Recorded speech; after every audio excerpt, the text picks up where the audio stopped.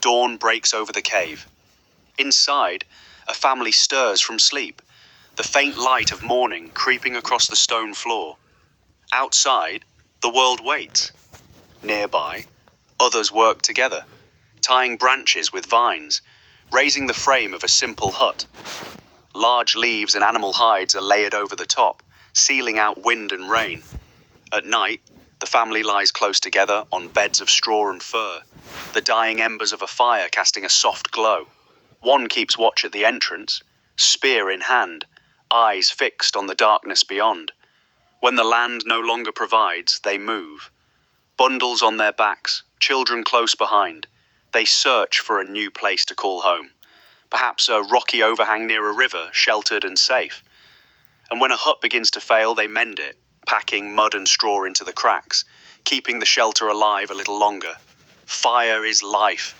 A man kneels, spinning a wooden drill between his palms, patience burning as hot as the friction beneath his hands. A spark catches. A gentle breath coaxes it into flame. Sticks are fed to the fire until it grows strong enough to cook, to warm, to gather around. Meat sizzles on a skewer above the flame. In the cold of night, the family huddles close, faces lit orange against the dark. A torch is carried from one camp to another, fire itself becoming something precious enough to protect. And around the fire circle, voices rise, stories, plans, the first conversations of humankind. Survival demands the hunt. A spear is shaped, its tip sharpened against stone. Hunters crouch low, reading footprints pressed into the earth. They spread out across the grassland, spears raised, moving as one. A throw finds its mark. Together, they drive a great beast toward the edge of a cliff, working as a team where no one alone could succeed. When the kill is made, arms rise in triumph. The catch is carried home slung between two hunters, and with stone tools in hand, the meat is carefully divided, every family receiving its share. But meat alone does not sustain them. Hands reach into thorned bushes for berries, fingers dig into soil for roots, bodies climb trees for hanging fruit. Nuts are gathered from the forest floor, unfamiliar plants tasted with caution, and a bold hand reaches into a hollow tree for honey. Bees swirling in protest. Water is drawn from a stream into a hollowed gourd. And as the sun begins to set, families return to camp, baskets heavy with the day's harvest. Beyond hunting and gathering, human hands begin to shape the world. Stone is struck against stone, flakes flying until a blade takes form. A sliver of bone is carved into a needle. Reeds are woven into baskets, hides stretched and scraped clean, garments stitched together with sinew and bone. Plant fibers are twisted into rope strong enough to hold. Wood is carved into bowls. And laid out before the fire, a full toolkit tells the story of everything a life now depends on: spear, scraper, axe, needle. Life is not only survival, it is family. A child learns to hold a spear for the first time, guided by careful hands.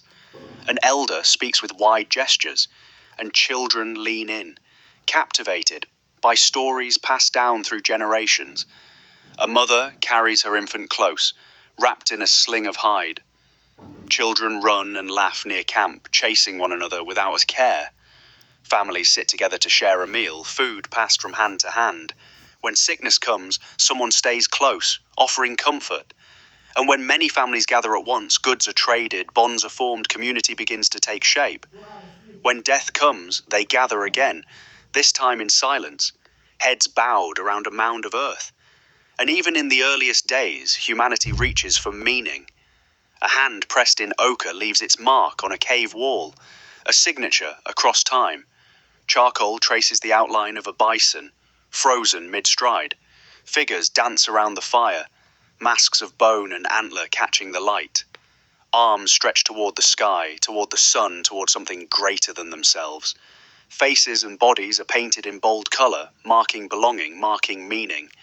And from a hollow bone or a hollow log, the first music reaches into the night air. Then, almost by accident, something new is discovered. A curious nose catches the scent of fruit left too long on the ground. Not spoiled, but changed. A cautious taste brings a look of surprise.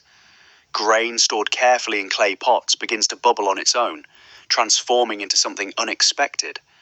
Passed hand to hand around the fire, the first shared drink brings laughter and warmth, and in time, cups are raised together, a celebration, a toast, the earliest echo of a tradition that would carry all the way to us.